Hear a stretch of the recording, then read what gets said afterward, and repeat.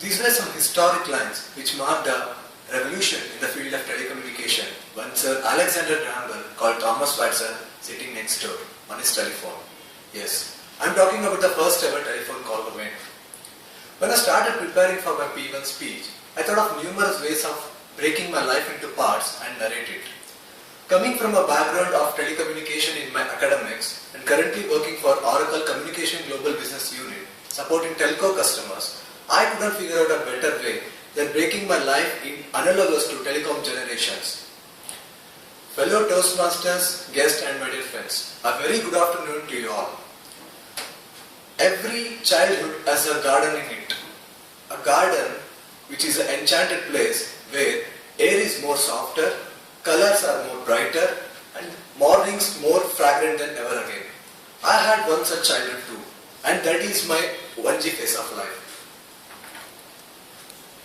I was born on February 25th, 1991 in Hospet of Karnataka. I weighed more than 3 pounds and I was plump. To my father, my arrival marked a fantastic fight in our family. My father, who was an entrepreneur then, owned a school and he administered it.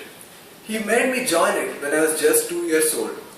Back then, I don't have any issues or objections with it because I might be thought as geniuses skip generations. Just kidding.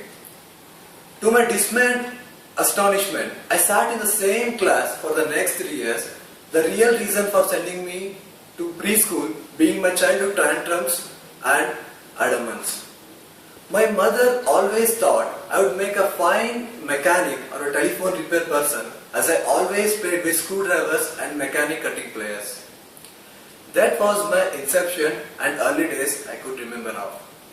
Moving on to my 2G phase of life, having studied till 4th standard with my parents in my native, my father sent me to a boarding school because he insisted for better standards of education.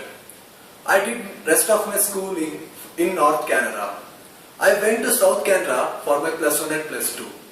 This transition from Deccan Plateau to Western Ghats and then to coastal strip made me so adaptable, so robust that I don't have any problem with any weather or any sort of food. In my school days, basketball was my favorite sport. I grew to 6 feet taller when I was in my 8th standard and am the same ever since then. Philately and numismatics were 2 of my hobbies.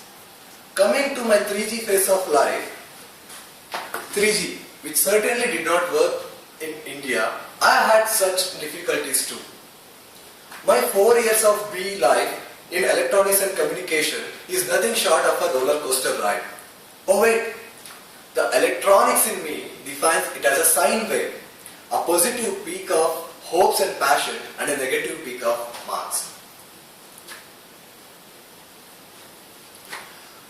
Just to embrace the chance I have been given and to learn more, I tried different things. I showed interest in blogging.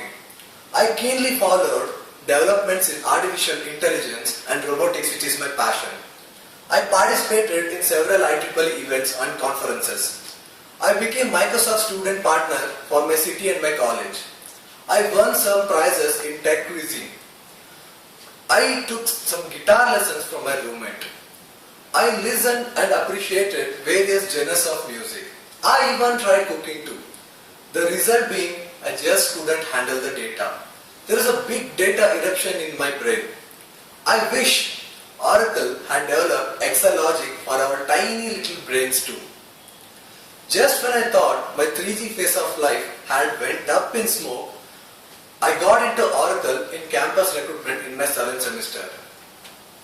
That was a relief. Moving on to my 4G phase of life, I don't have any device in my 4G phase of life not because I don't have one, but because I believe there is no ultimatum for your hopes. There is no ultimatum for your passion. I want to do my master's in cognitive science. Cognitive science is a blend of sociology, anthropology, psychology, artificial intelligence, computer science and many more. This field, there are a lot of developments and inventions happening in this field. I want to be a part of it. Having participated, having listened to hundreds of videos on technology, entertainment and design, which is TED, I want to contribute to science too. Whenever my heart, whenever my brain is skeptic of any of my future events, my heart patiently whispers, give it a chance. Give it a chance. Miles to go before I sleep, miles to go before I sleep. Over to you, Toastmaster.